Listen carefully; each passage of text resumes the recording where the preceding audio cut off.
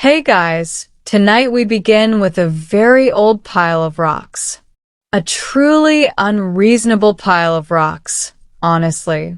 The kind of project that could only happen when one extremely confident ruler looked at the desert and thought, you know what this place needs? A mountain that proves I am technically a god. So dim the lights a little.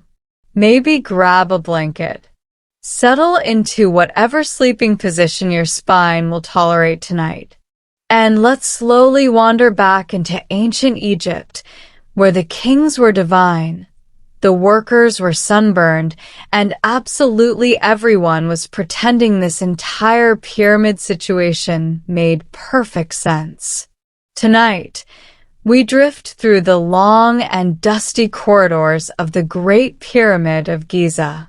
We'll meet anxious pharaohs, exhausted architects, suspicious priests, and generations of historians who kept crawling through cramped tunnels hoping to discover one more secret room. Because the strange thing about the Great Pyramid is this. Even after thousands of years, people are still convinced something is hidden inside it. And honestly, they might be right. The story begins with a king named Khufu, or Cheops, if you prefer the Greek version. And if you are wondering whether ancient rulers enjoyed having multiple names across different languages just to confuse future historians, yes, they absolutely did. Khufu ruled Egypt around 2600 BC. Which is so long ago that even Cleopatra, famous owner of dramatic eyeliner and complicated relationships, lived closer to modern times than she did to Khufu. That fact alone is always mildly upsetting. Khufu inherited a kingdom that was already wealthy, organized, and deeply committed to the idea that kings should receive increasingly gigantic tombs. His father, Sneferu, had already experimented with pyramid construction several times. One of his pyramids partially collapsed. Another changed angle halfway through construction like an architectural panic attack. Today we call it the Bent Pyramid, which sounds less like a royal tomb and more like a failed amusement park ride. But eventually the Egyptians figured things out. And unfortunately for everyone with functioning knees, that meant Khufu could now build the biggest pyramid anybody had ever seen. The Great Pyramid originally stood around 146 meters tall. Smooth white limestone covered the outside, reflecting sunlight so brightly that it probably looked almost supernatural from a distance. Imagine being an ordinary farmer rowing down the Nile and seeing a glowing geometric mountain in the desert. You would probably assume the king had become friends with the sun itself, which, to be fair, was more or less the official royal marketing strategy. Now, contrary to old movies, aliens did not build the pyramids.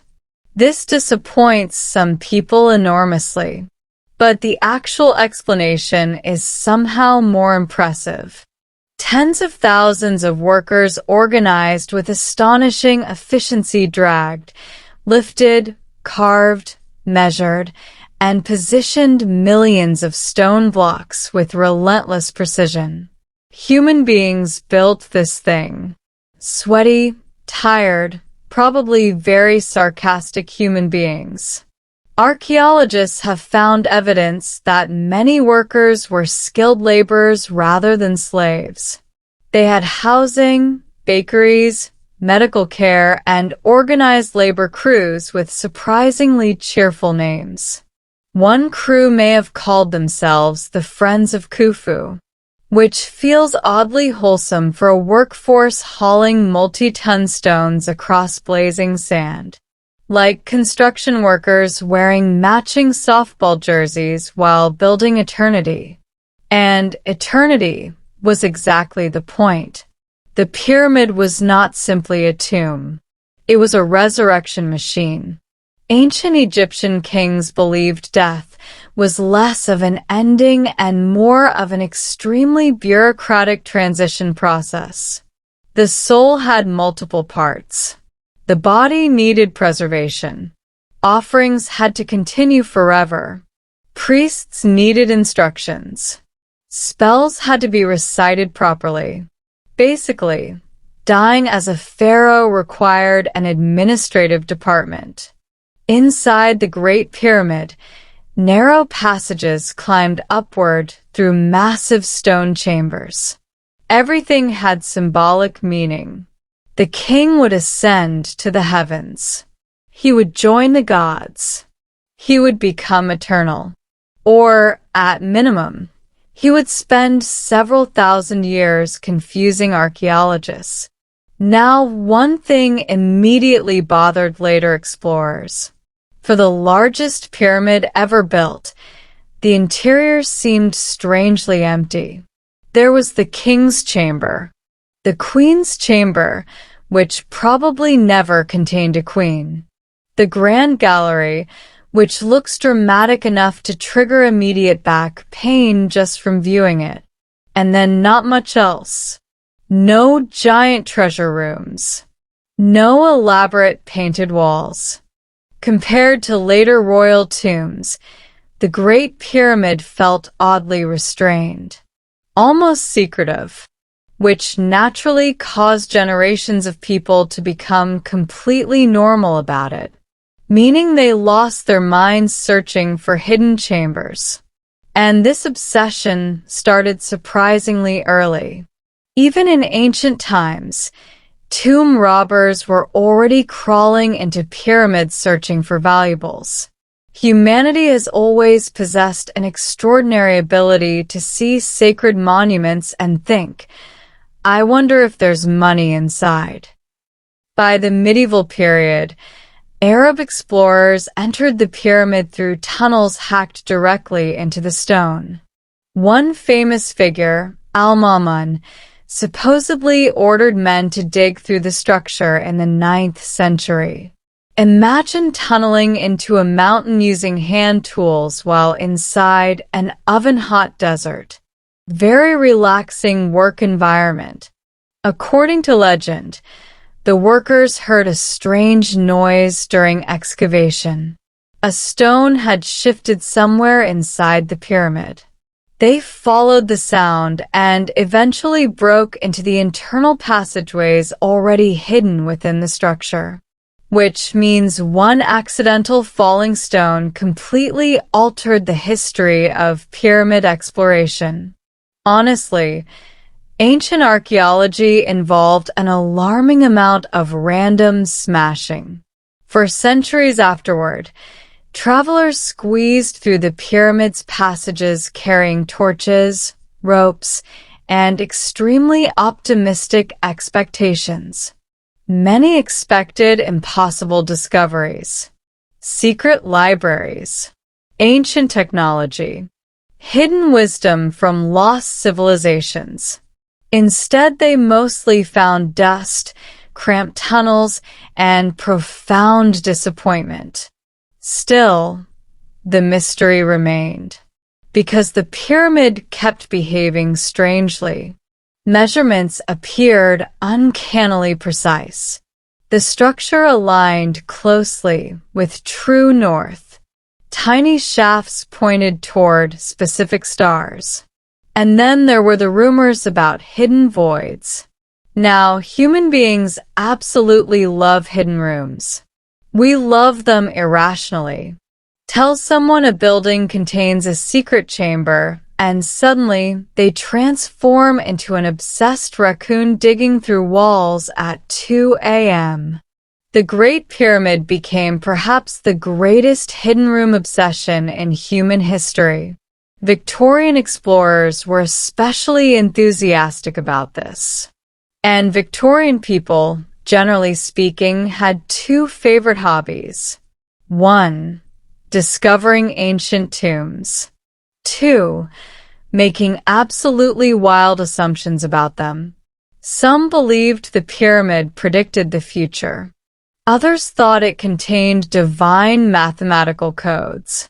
A few became convinced it was built by survivors of Atlantis, because apparently ancient Egyptians being intelligent was simply too straightforward an explanation. One particularly energetic theory claimed the pyramid encoded Christian prophecies thousands of years before Christianity existed, which is impressive multitasking for Bronze Age architecture. But beneath all the strange theories was one genuinely compelling question. Were there still undiscovered spaces inside the pyramid? The idea refused to die, partly because the pyramid itself seemed designed to conceal things. Its internal layout was bizarre. Passages stopped abruptly. Some chambers appeared unfinished. Massive granite blocks sealed certain corridors with intimidating finality. And then there was the Queen's Chamber. This room sat deep within the structure, connected by narrow shafts so tiny that no human could crawl through them. For years, nobody understood their purpose. Ventilation seemed unlikely. The shafts did not fully reach the outside originally. So why build them? In the 1990s, engineers sent a small robot into one of the shafts, which is exactly the sort of sentence that makes history suddenly feel modern and strange. Imagine ancient priests carefully sealing sacred passages 4,000 years ago, only for a tiny camera robot to come buzzing toward them centuries later, like an over-curious mechanical beetle. The robot traveled deep into the shaft and discovered a small limestone door with copper handles. A door. Inside the Great Pyramid.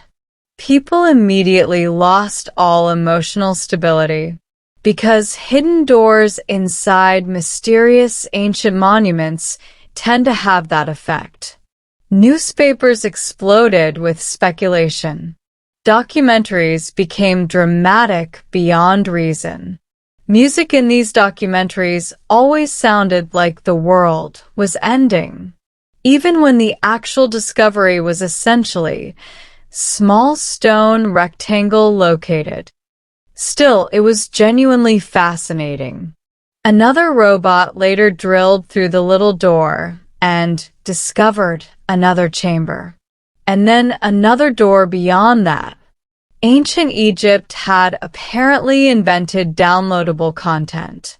Nobody knew exactly what these spaces meant. Symbolic passageways for the king's spirit? Construction features? Ritual architecture?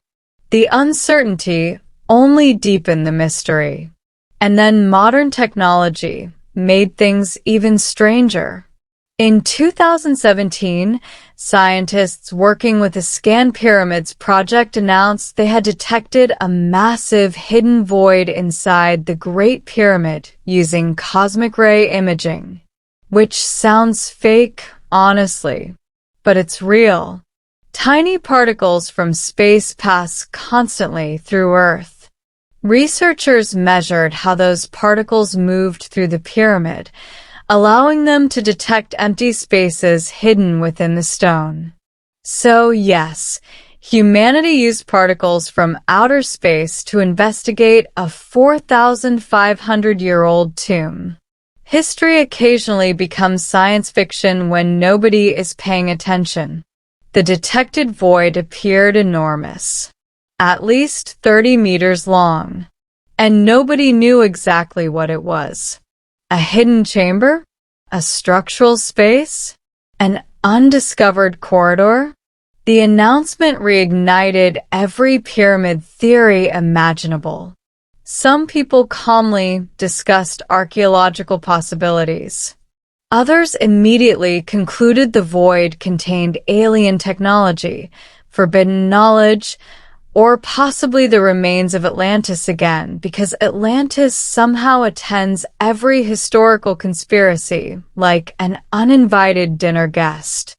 But serious archaeologists remained cautious. The truth is, the Great Pyramid still holds secrets precisely because exploring it is difficult. You cannot simply smash through walls anymore. Modern researchers are understandably less enthusiastic about casually drilling into one of humanity's greatest monuments, which is probably wise.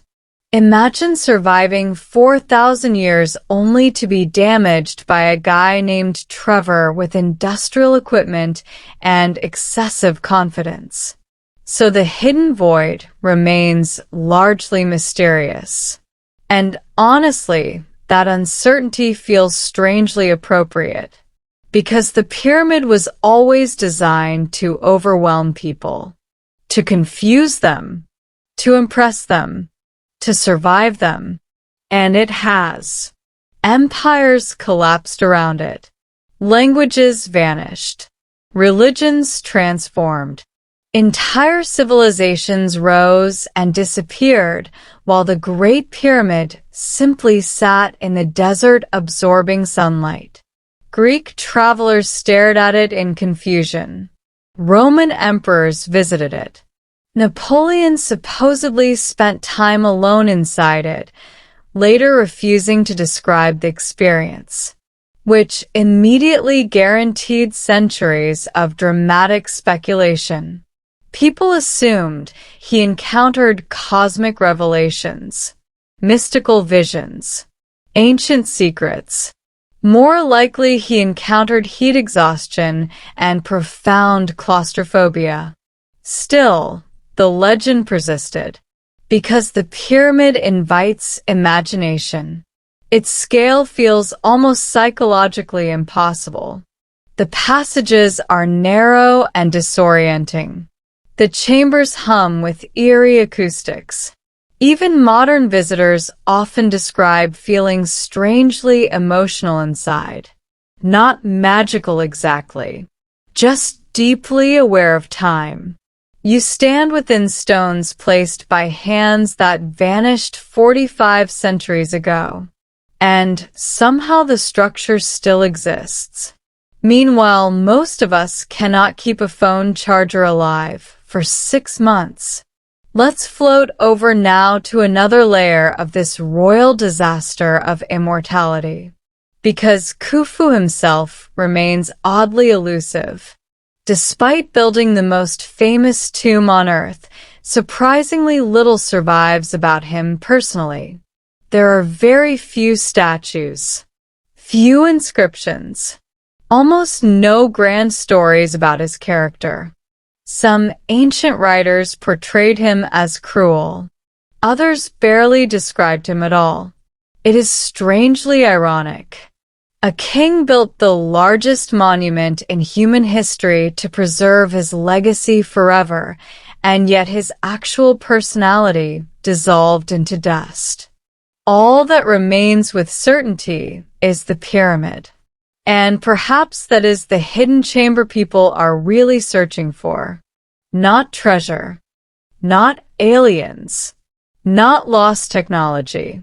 Just some clearer understanding of the human being buried beneath all that stone ambition.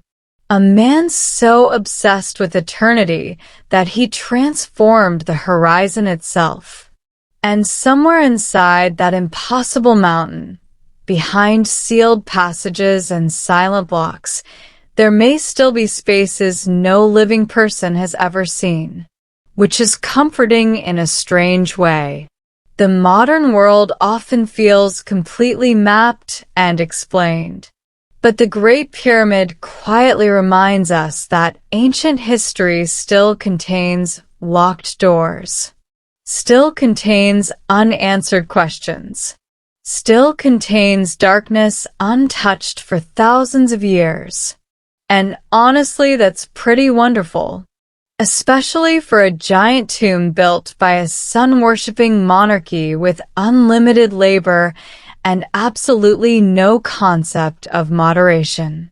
So the Great Pyramid remained there in the desert, silent, massive, slightly judgmental. And for thousands of years, people kept staring at it with the exact same expression humans always use when confronted with a locked door. That expression being, there has to be something cool behind that. Which brings us gently into one of the oldest repeating cycles in history. The pharaoh builds a giant tomb. The priests bless it. The workers seal it. And then, almost immediately, somebody named ancient equivalent of Dave tries to rob it. Because humanity is nothing if not consistent. The ancient Egyptians understood this problem very well. Tomb robbery was already a serious issue during the Pyramid Age itself. Think about how depressing that must have been for royal planners. You spend 20 years building a cosmic staircase to immortality. You align it with the heavens. You organize sacred rituals. And meanwhile, some guy with a hammer is already whispering, "I bet there's gold in there." The Egyptians filled royal tombs with treasures because they believed the dead needed these objects in the afterlife. Food, furniture, jewelry, boats, statues, tiny servant figurines. Basically, the afterlife was imagined as a very luxurious continuation of normal life, except hopefully with fewer crocodiles. The problem, of course, was that living people also enjoyed gold immensely. And unlike the dead, they could actively spend it. So tomb robbery became almost unavoidable. The Great Pyramid was designed partly to stop this. Its internal structure was essentially one enormous security system. Passages narrowed unexpectedly. Granite blocks sealed corridors.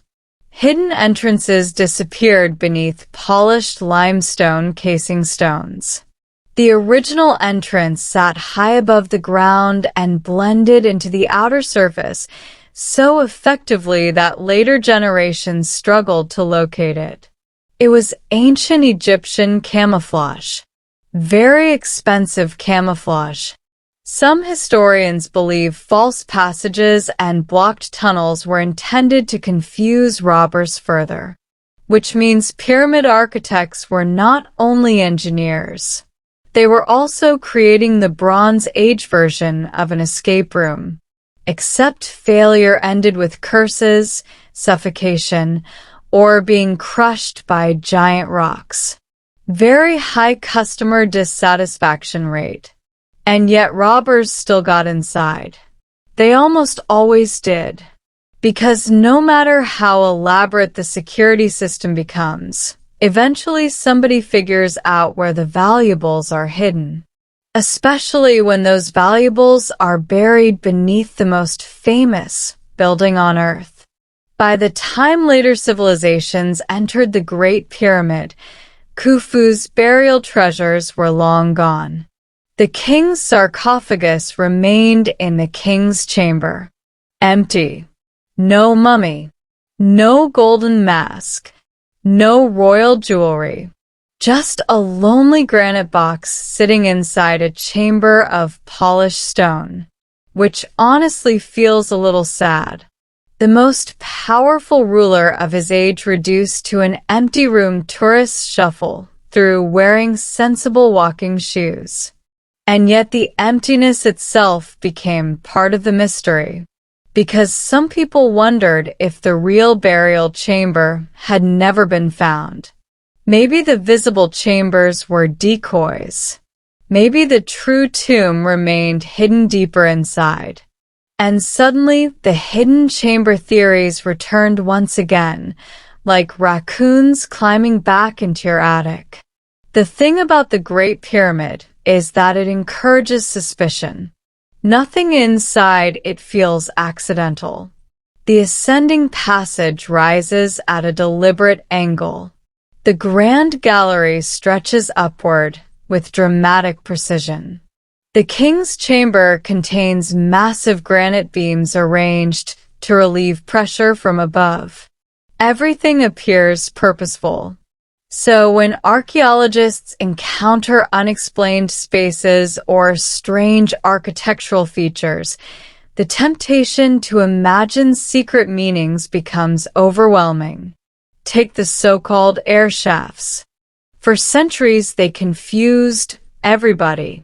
The shafts extending from the king's chamber actually reached the exterior of the pyramid. But the ones from the queen's chamber originally did not, which immediately raised questions. Why create narrow, hidden shafts leading nowhere? Some researchers suggested symbolic pathways for the king's soul. Others proposed astronomical alignments. Certain shafts appear aimed towards stars important in Egyptian religion, including Orion and Sirius. Ancient Egyptians associated Orion with Osiris, Lord of the Dead. Sirius was linked to Isis. So the pyramid may have functioned partly as a cosmic machine helping the dead king travel into the heavens, which is either deeply spiritual or the most complicated GPS system ever constructed. Possibly both. And honestly, ancient royal burial customs always carried this fascinating contradiction. On one hand, pharaohs were treated as divine beings. On the other hand, everybody involved seemed deeply worried the king might get lost after death. Hence the spells, the rituals, the maps, the sacred texts. Entire walls covered in instructions like celestial customer support documents. Welcome to the afterlife. Please avoid snake demons and complete the following procedures. Egyptian religion could be surprisingly practical. Now, while the Great Pyramid itself contains relatively little decoration inside, later royal tombs became increasingly elaborate. The Valley of the Kings, many centuries later, looked almost like an illustrated guidebook for navigating death. Unfortunately, this also made tombs easier to rob. Because if you decorate everything with gold and advertise divine wealth across multiple walls, people begin developing ideas. Very illegal ideas. Let's drift gently now toward another royal personality problem. Because ancient Egypt's ruling families were, like many royal dynasties throughout history, deeply enthusiastic about marrying relatives. Not always siblings directly during Khufu's time, but close family marriages were extremely common across Egyptian royal history. The logic was divine purity. The practical result was, well, centuries of complicated genetics. Royal families everywhere loved the idea of keeping the bloodline pure, which sounds noble until you realize it often translated into giving future historians medical mysteries. And Egyptian rulers were hardly alone in this. Royal dynasties across Europe, Asia, and the ancient world repeatedly convinced themselves that marrying cousins was an excellent long-term strategy. Spoiler, it frequently was not. Still, divine kingship depended on separation from ordinary people. Pharaohs were not merely rulers. They existed somewhere between humanity and godhood, which meant normal social rules barely applied to them. A chance to encounter something directly from another world. An object last touched by human hands before the Bronze Age itself still had centuries left to run.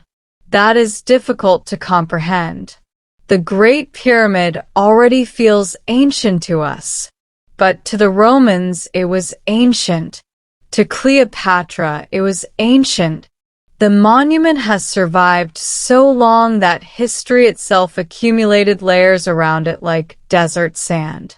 And through all those centuries, people continued crawling through its passages carrying lanterns, torches, candles, electric lights, cameras, and robots, always hoping the next corner might reveal something undiscovered. Some hidden chamber, some sealed doorway, some final whisper from a king who refused to disappear quietly into history. And honestly, considering the scale of his tomb, subtlety was never really Khufu's thing anyway. The strange thing about the Great Pyramid is that even after centuries of study, it still feels slightly unreal. Not magical exactly, just deeply unreasonable. Like somebody looked at the limitations of Bronze Age engineering and calmly replied, "No, thank you," and then built a geometric mountain visible from miles away. So tonight, as the desert cools and the stars drift slowly above Giza, let's wander deeper into the minds of the people who created this monument. Because behind every enormous ancient structure is at least one terrifyingly organized person with a clipboard, or the ancient equivalent of a clipboard. In Khufu's case, that person may have been a royal architect named Himyunu. Himyunu was likely Khufu's vizier, which basically meant he handled administration, planning, taxes, logistics, and probably daily royal disasters. Imagine being responsible for coordinating thousands of workers, transporting millions of stones, feeding labor crews, satisfying priests, managing royal expectations, and ensuring the giant tomb did not accidentally collapse. Very stressful office environment. And ancient Egypt loved bureaucracy. We tend to imagine ancient kingdoms as mysterious and chaotic, but Egypt was astonishingly organized. There were scribes everywhere, recording grain deliveries, tracking labor shifts, counting livestock, documenting taxes. Some poor exhausted official probably spent half his career writing things like 27 workers absent today due to heat, beer, or crocodile-related complications. Because workers on pyramid projects were often paid partly in bread and beer, which honestly sounds more reasonable than several modern internships. The labor force rotated in organized crews. These were not random masses dragging stones endlessly beneath whips while dramatic movie music played. It was infrastructure on a national scale. Quarries supplied limestone and granite. Boats carried materials along the Nile. Surveyors aligned foundations with remarkable precision. And all of this happened without cranes, engines, or spreadsheets. Just mathematics, planning, muscle, and an alarming national commitment to royal burial architecture. Now, naturally, people have spent centuries wondering exactly how the pyramids were built. Ramps are the most accepted explanation. Long ramps, straight ramps, spiral ramps, internal ramps. Historians and engineers debate these possibilities constantly. Every few years, someone announces a revolutionary new theory involving water pressure, hidden machines, or extraterrestrials with suspiciously excellent masonry skills. Meanwhile, ancient Egyptian workers are probably screaming across the afterlife, "We literally just dragged the rocks." Still, some mysteries remain genuinely difficult. The granite blocks inside the king's chamber weigh enormous amounts. Transporting them from quarries hundreds of kilometers away required extraordinary coordination. Then there are the relieving chambers above the king's chamber. These hidden spaces were designed to distribute pressure away from the room below. And honestly, this is one of the most impressive things about the pyramid. The builders understood structural stress well enough to prevent the chamber ceiling from collapsing under millions of tons of stone. That is not mystical knowledge. That is engineering brilliance. Very tired engineering brilliance. Now, for centuries, almost nobody knew those relieving chambers existed. Which brings us gently to another wonderful chapter in pyramid exploration history. In 1837, a British explorer named Howard Vyse became obsessed with finding hidden rooms inside the pyramid. Obsessed might actually be too gentle a word. Vyse approached archaeology with the energy of a man who believed every wall personally insulted him. He used blasting powder inside the Great Pyramid, which today causes archaeologists to experience immediate spiritual pain. Imagine walking into one of humanity's greatest monuments and deciding the solution was controlled explosions. 19th century archaeology was sometimes less careful scientific study and more aggressive treasure hunting with notebooks. Still, Vyse did discover important hidden spaces above the king's chamber. Inside these relieving chambers were ancient quarry marks left by workers. And among those markings appeared Khufu's name. This mattered enormously because it directly linked the pyramid to his reign. Without those inscriptions, modern conspiracy theories would probably be even more exhausting than they already are. Of course, some conspiracy theorists later claimed the inscriptions were fake. Because once someone becomes emotionally committed to pyramid aliens, ordinary evidence begins bouncing harmlessly off their brain like rain on stone. The irony is that the actual human achievement is already astonishing enough. No aliens required. No lost super-civilization required. Just human beings organizing themselves at extraordinary scale. Although, admittedly, humans are often so chaotic that people find this explanation emotionally unsatisfying. Now, let's float quietly through the Grand Gallery for a moment. This corridor remains one of the strangest spaces inside the pyramid. It rises upward in steep elegance, with high corbelled walls narrowing toward the ceiling. The first time explorers entered it, they reportedly felt overwhelmed. And honestly, fair enough. The gallery feels ceremonial. Intentional, almost theatrical. Ancient Egyptian architecture understood psychological impact extremely well. Temples and tombs were designed to affect emotions. Massive columns created awe. Dark passages created mystery. Sudden chambers created revelation. Religious experience through architecture. And the Great Pyramid perfected this effect through scale alone. The passages are narrow and claustrophobic.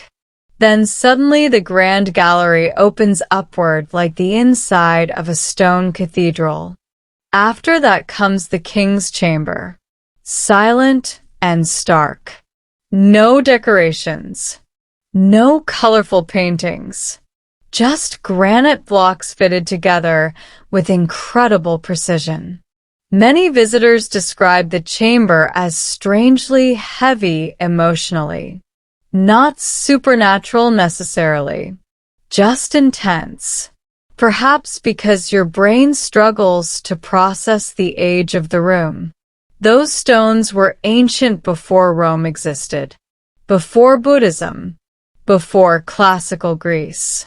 Human beings stood in that chamber while mammoths still survived in isolated corners of Earth, which is mildly horrifying to think about during bedtime, so let's glide onward gently. One curious feature inside the king's chamber is the granite sarcophagus. It is slightly wider than the passage leading into the room, meaning the sarcophagus must have been placed there during construction before the chamber was fully completed. This detail fascinates archaeologists because it reveals how carefully the pyramid was planned in advance. The builders were thinking multiple stages ahead constantly, which again suggests an extraordinary level of organization, and perhaps also several severe headaches. Now here is another strangely human detail. Workers occasionally left graffiti. Not disrespectful graffiti exactly, more like crew markings, team names, work gangs, construction identifiers. One crew called themselves the Drunkards of Menkaure on another pyramid project, which honestly sounds less like royal laborers and more like a medieval folk band. These little traces matter because they make the builders feel real. Not anonymous background figures. Actual people. People with sore backs and inside jokes. People who probably complained constantly about management. Some worker somewhere absolutely looked at the Great Pyramid and muttered, "This could have been a smaller project." And he would have been correct. But royal ambition rarely listens to practicality, especially in ancient monarchies. Kings built monuments partly because monuments created legitimacy. The bigger the structure, the more powerful the ruler appeared. And Khufu's pyramid effectively screamed across the desert, "I control unimaginable resources," and also, apparently, geometry itself. Future rulers struggled to match it. Khufu's son, Khufu, built another enormous pyramid nearby. Slightly smaller technically, though it appears taller because it stands on higher ground. A wonderfully petty architectural detail. Ancient royal competition never truly ended. Khufu is also associated with the Great Sphinx, that gigantic lion-bodied guardian staring eternally across the plateau like someone deeply exhausted by human civilization. Which, honestly, understandable. Then came Menkaure, whose pyramid was smaller still. By that point, the age of colossal pyramids was slowly fading. Partly because they were absurdly expensive, and partly because giant visible tombs kept attracting thieves. Eventually, Egyptian rulers shifted toward hidden tombs in the Valley of the Kings. Less giant triangle in the desert. More secret cave protected by curses and optimism. Though tomb robbers still found many of those too. Human persistence remains undefeated. Now, through the centuries, travelers kept entering the Great Pyramid and describing their experiences. Some felt awe. Others felt disappointment. A few became deeply philosophical. The chambers echoed strangely. The air felt heavy. The silence unsettled people. Even today, visitors sometimes report feeling disoriented inside, partly because the passages are cramped and steep, and partly because ancient monuments distort your sense of time. You become aware, in an uncomfortable way, of your own temporary existence. The pyramid was built specifically to outlast generations. And it succeeded almost too well. Empires collapsed around it like waves breaking against stone. The pyramid remained. Sandstorms came and went. Religions changed. Languages vanished. Still the structure stood beneath the sun. And hidden somewhere within it may still be unopened spaces. That possibility continues haunting modern archaeology, especially after the Scan Pyramids discoveries suggested a huge, unexplained void above the Grand Gallery. Researchers remain cautious about interpreting it, which is wise. Science moves carefully. The internet absolutely does not. The moment the void was announced, theories exploded instantly. Secret throne rooms, ancient libraries, alien reactors. Someone probably blamed Atlantis within 14 minutes. But real archaeologists tend to be calmer, painfully calmer sometimes. They acknowledge uncertainty. Maybe the void has structural purposes. Maybe it relieved weight stress. Maybe it served a ritual function. Or maybe it truly does contain hidden chambers nobody has entered since the pyramid was sealed. And that possibility keeps the imagination alive. Because despite satellites, scanners, and robots, the Great Pyramid still refuses to explain itself completely. It remains partly unknowable, a giant stone riddle sitting quietly beneath the Egyptian sky. And perhaps that is why people love it so much. The pyramid does not merely preserve history. It preserves mystery. Modern life often feels overexplained. Every place photographed, every detail searchable. But inside the Great Pyramid, there are still sealed spaces untouched for thousands of years. Tiny pockets of uncertainty surviving into the modern world, which feels oddly comforting. And somewhere, metaphorically at least, Khufu is probably very pleased about that. Because kings like him did not simply want remembrance. They wanted immortality wrapped in awe, not just to survive history, to dominate it. And in many ways, he succeeded.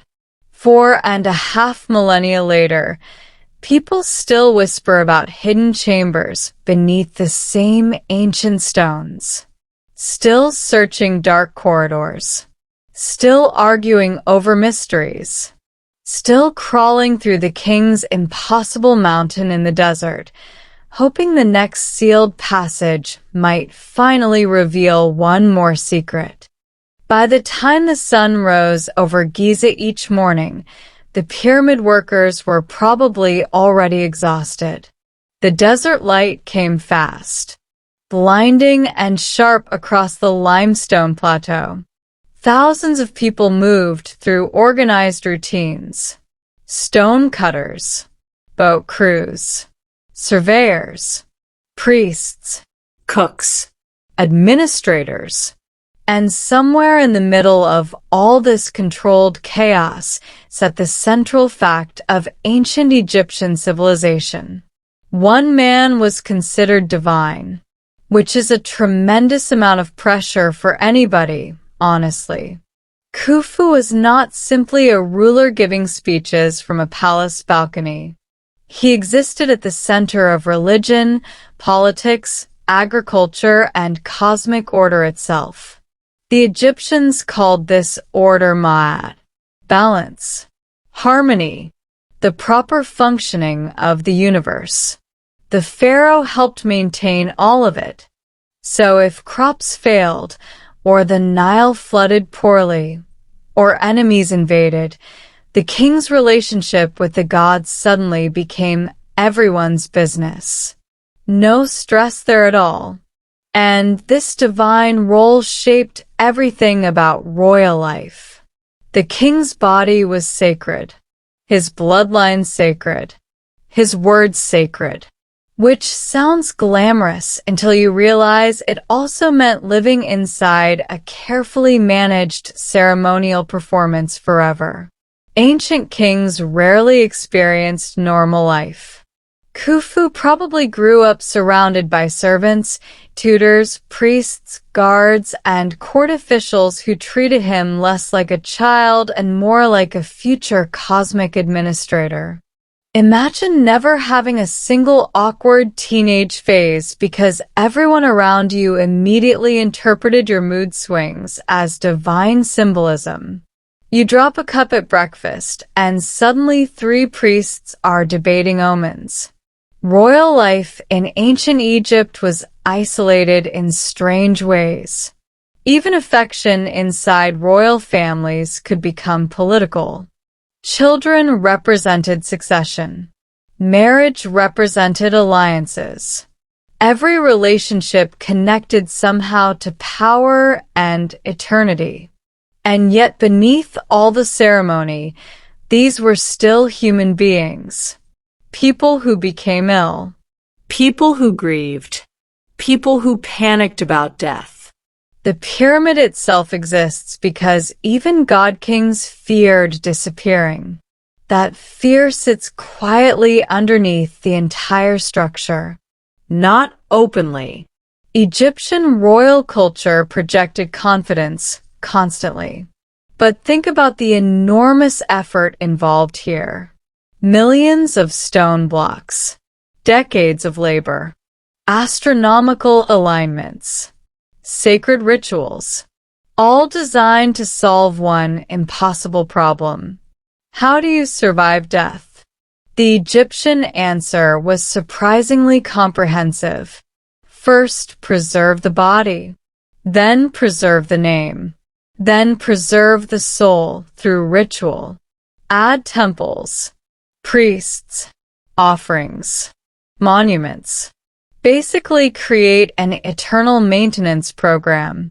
And honestly, ancient Egyptian religion had a strangely touching quality beneath all the grandeur. The dead were not meant to vanish. They were meant to continue. To eat. To speak. To exist among the gods and stars. The pyramid acted partly as a bridge between worlds, which helps explain why astronomy mattered so much. The Great Pyramid aligns with extraordinary precision. Its sides face almost exactly toward the cardinal directions. Ancient surveyors achieved this through careful observation of the sky, probably using circumpolar stars. Those stars never set below the horizon. They circled endlessly through the heavens. To Egyptians, they symbolized eternity. The king's soul might join them after death. And suddenly the pyramid becomes more than architecture. It becomes cosmic theater. Stone arranged to mirror heaven itself, which is beautiful, honestly. Also deeply exhausting for the workers hauling granite. Now, one reason people remain obsessed with hidden chambers is because Egyptian religion itself contained layers of secrecy. Priests guarded sacred knowledge carefully. Temple rituals were restricted. Certain ceremonies remained hidden from ordinary people. Even royal names carried power. The Egyptians believed knowing a true name granted influence over a being, which explains why later pharaohs occasionally erased predecessors from monuments. Destroy the name, damage the memory. Ancient political revenge could become astonishingly petty.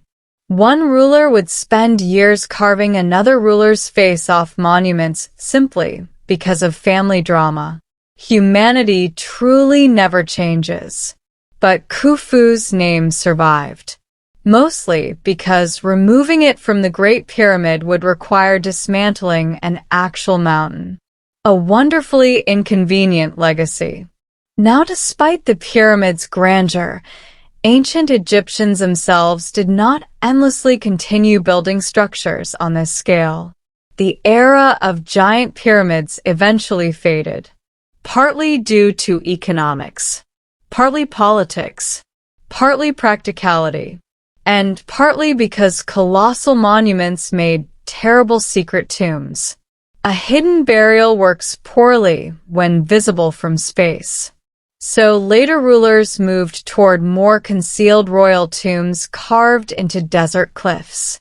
The Valley of the Kings became the new royal cemetery. Smaller entrances, hidden corridors, decorated chambers deep underground. Still robbed constantly, unfortunately. Tomb robbers remained incredibly motivated. Some ancient records even describe official investigations into stolen royal burials.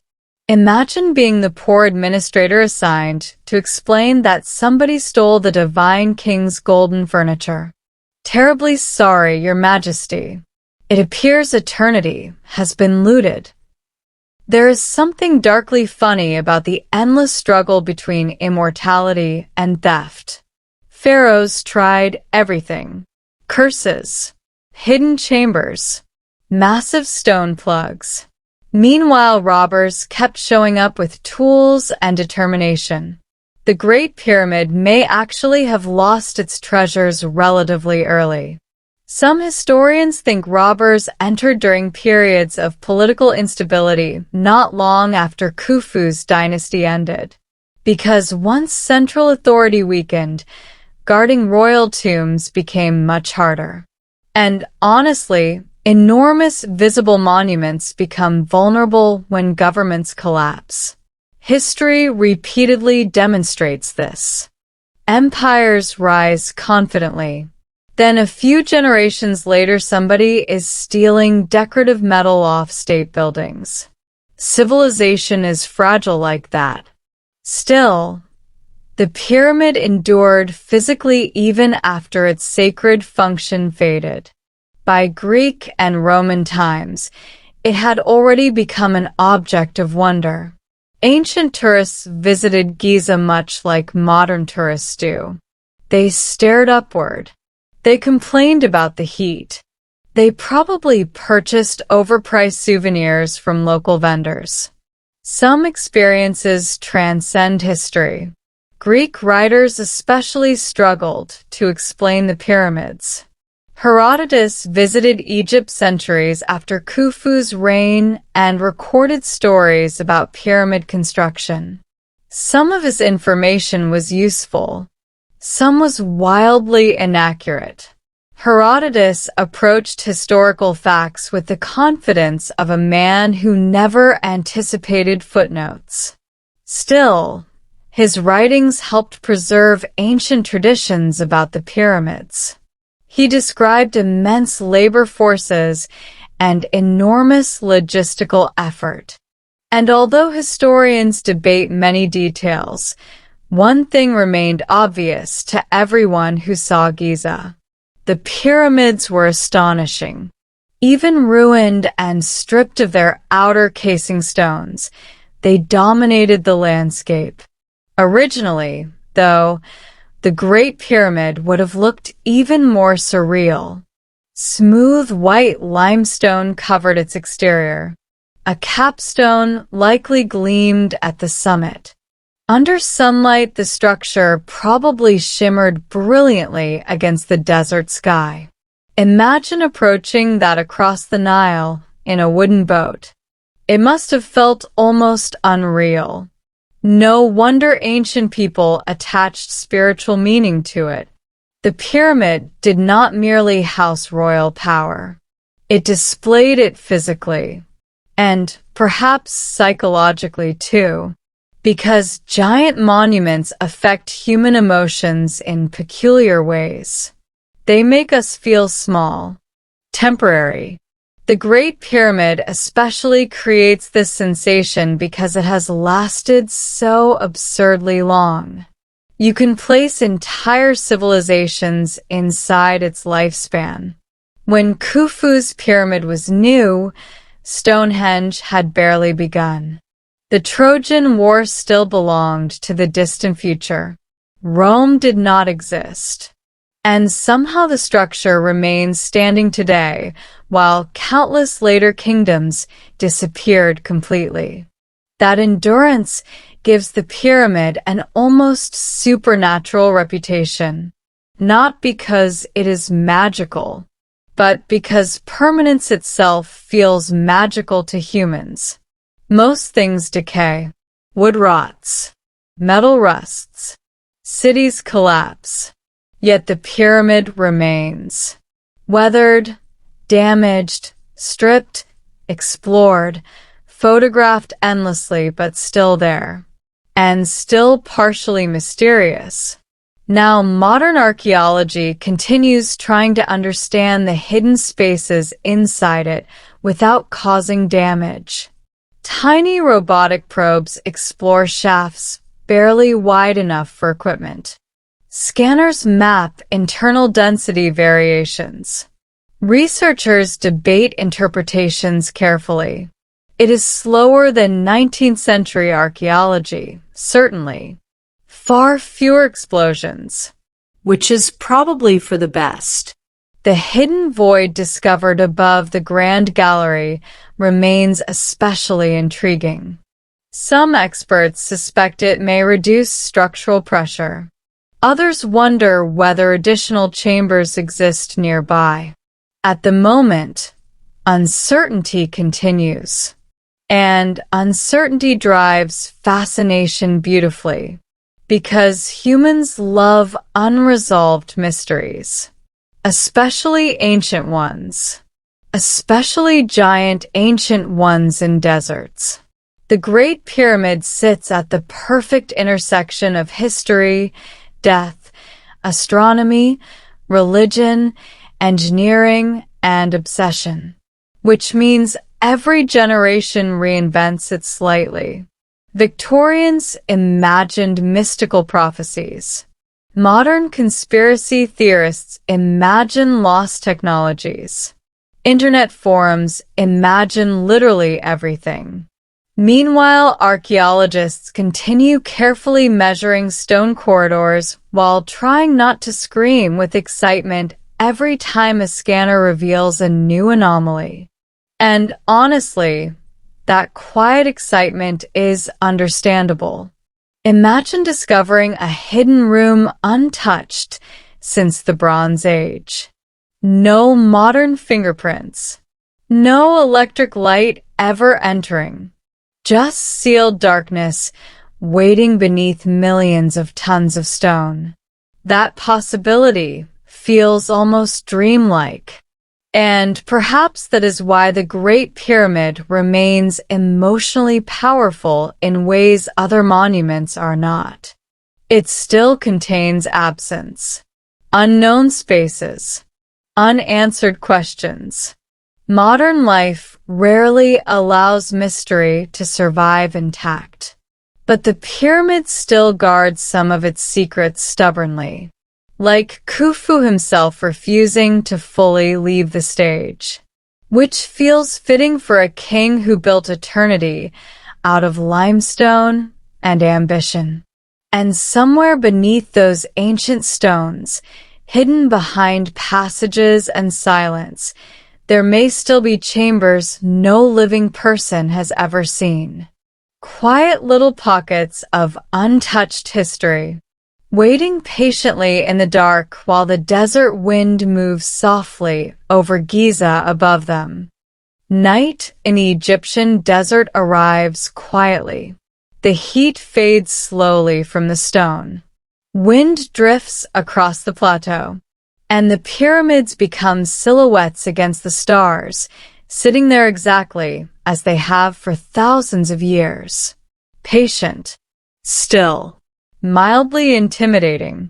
And somewhere beneath all that stone ambition rested a very ancient human fear. What if death is lonely? The Egyptians thought about this constantly, not in a dramatic screaming into the void kind of way, more in a deeply organized administrative way.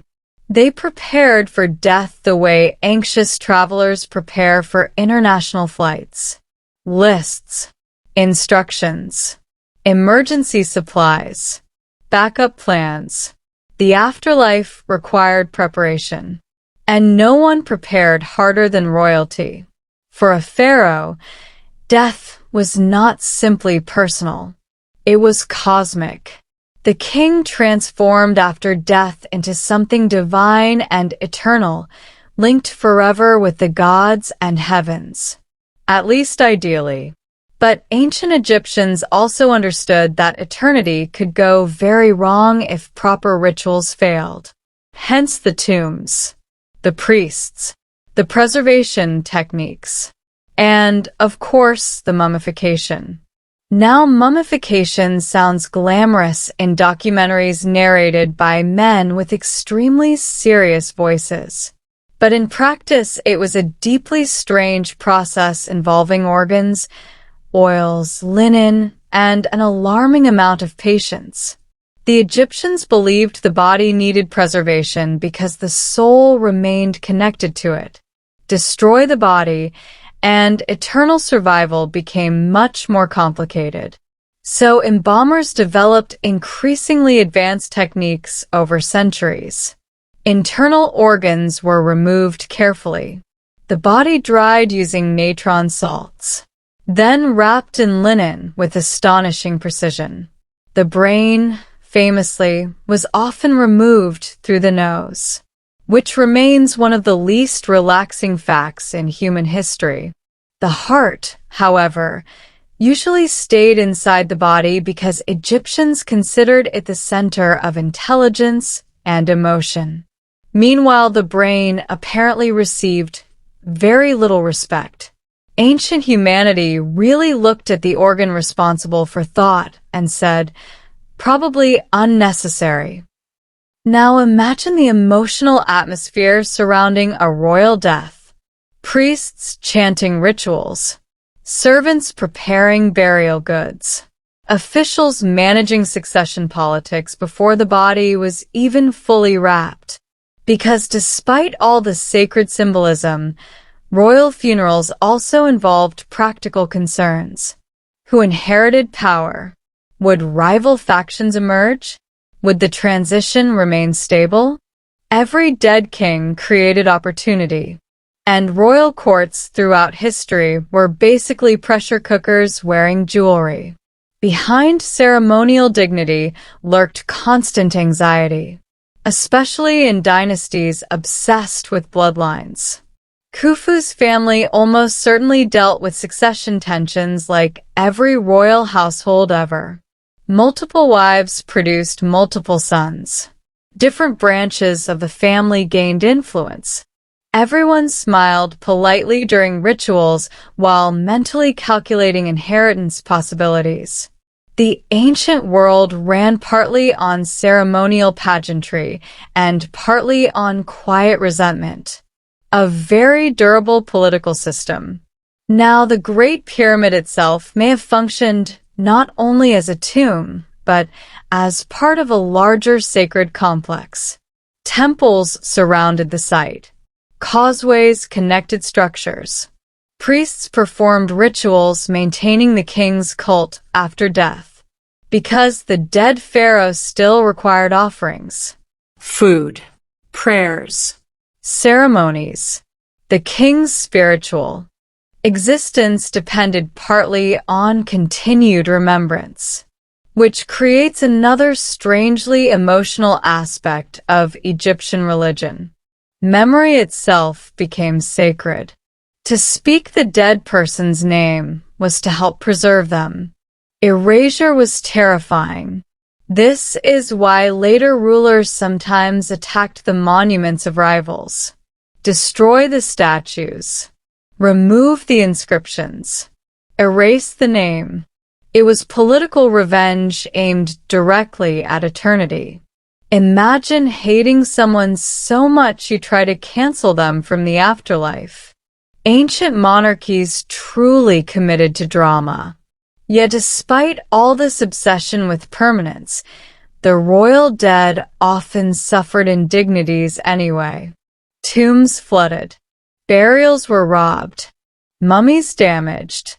Even mighty pharaohs could end up shuffled between hidden caches by desperate priests trying to protect royal remains from thieves. Several later Egyptian kings spent centuries essentially being relocated secretly, like historical furniture. Quickly, hide the pharaohs again. Ancient Egypt contained an astonishing amount of emergency mummy management. Now, strangely enough, Khufu's mummy itself has never been definitively identified. The Great Pyramid contained no body when later explorers entered. No elaborate burial treasures either. Just emptiness. And that emptiness haunted imaginations. People began wondering if the real burial place remained hidden somewhere deeper inside the structure. Perhaps a concealed chamber escaped ancient robbers entirely. The idea became irresistible, because humans struggle emotionally with unfinished stories. An empty tomb feels incomplete. Surely the greatest pyramid ever built should contain some final secret, some untouched chamber, some hidden truth waiting silently in the dark. And honestly, maybe the possibility remains alive precisely because the pyramid still conceals uncertainties. Even modern scans cannot answer everything fully, and the architecture itself encourages suspicion. Certain passages seem oddly placed. Some spaces feel unfinished. The internal layout remains unusual compared to later pyramids. It is like trying to understand the prototype version of monumental royal immortality. The Egyptians were inventing concepts as they went. Pharaoh Khufu's father experimented repeatedly with pyramid construction before the Great Pyramid emerged. One pyramid partially collapsed internally. Another changed angle midway through construction. Ancient architects were learning through terrifying trial and error.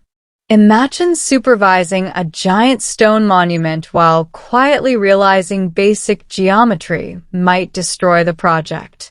By Khufu's reign, however, they achieved astonishing mastery. The Great Pyramid became the apex of pyramid construction. Later rulers built impressive monuments too, but none matched its scale. And perhaps none wanted to spend that much money again, because giant pyramids consumed extraordinary resources. Workers needed feeding. Stone needed transport. Administrators tracked supplies endlessly. Entire economic systems supported royal construction projects, which means ordinary Egyptians contributed indirectly to the king's dream of eternity.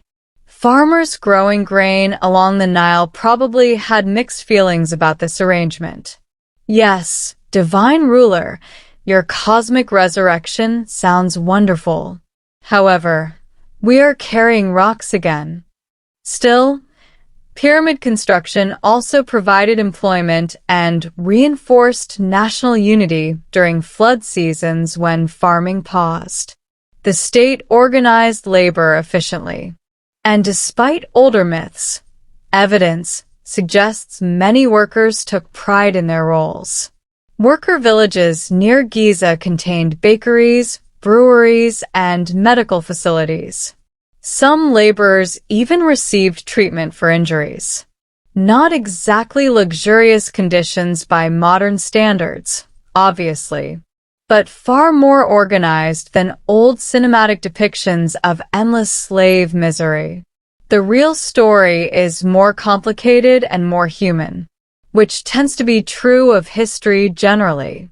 Reality usually contains less dramatic music and more paperwork. Now, one particularly haunting thing about the Great Pyramid is how carefully it manipulates movement. You enter through cramped descending passages, then climb upward through narrow corridors. Eventually, the grand gallery rises dramatically overhead. The architecture controls emotional experience almost like choreography. darkness, compression, release. The pyramid guides the body physically and psychologically, and perhaps spiritually too. Ancient rituals may have moved priests through these spaces carrying lamps and incense, performing ceremonies connected to the king's transformation after death. Imagine flickering firelight against polished stone deep inside the monument. The silence, the heat, the smell of resin and smoke. It must have felt profoundly otherworldly, and that atmosphere still lingers slightly today. Even tourists shuffling through with cameras often speak quietly inside the chambers, as though the building itself encourages restraint. Or maybe everyone is simply exhausted from climbing steep tunnels in desert heat. Possibly both. Now, let's drift gently toward one of the stranger modern chapters in pyramid history. During the 19th and early 20th centuries, certain mystics became convinced the Great Pyramid contained supernatural energies. People meditated inside it, measured vibrations, claimed mystical experiences. At one point, pyramid-shaped objects became fashionable for supposedly preserving food or sharpening razor blades. Human beings can take one mysterious ancient monument and produce infinite weirdness from it. It is almost admirable. Yet beneath the strange theories lies something understandable. The pyramid genuinely affects people emotionally. Its scale overwhelms normal perception. Most buildings are constructed for practical use. The Great Pyramid feels different. It exists primarily as symbolic architecture, a giant statement about death and permanence. And perhaps that is why hidden chamber theories remain so powerful. We instinctively feel the pyramid should contain more than visible emptiness. Surely a monument this enormous guards deeper secrets. Perhaps not treasure exactly, but meaning, connection. Some final human trace of Khufu himself beyond his name stamped on hidden quarry marks. Because, ironically, the king who built the world's most famous tomb remains personally elusive. No detailed autobiography survives. No intimate letters. Almost nothing reveals his private thoughts. Did he feel pride watching the pyramid rise? Fear about death? Paranoia about legacy? We do not know. The structure speaks louder than the man. And maybe that was intentional. Ancient kings often transformed themselves into symbols rather than individuals. The pharaoh represented divine order itself. Personal vulnerability mattered less than eternal image. Still, occasionally tiny human details break through history's silence. A worker's graffiti, a damaged tool, an unfinished carving. Little reminders that real people stood here beneath the desert sun thousands of years ago. People who laughed, Complained, gossiped. People who probably stared up at the growing pyramid and wondered whether the king had perhaps become slightly carried away. Which, in fairness, he absolutely had. But somehow the madness worked. The Great Pyramid endured. And inside its ancient heart may still lie hidden spaces untouched since the Bronze Age. Silent chambers waiting patiently in darkness while generations continue searching for answers above them. A king's impossible dream still refusing, even now, to fully explain itself.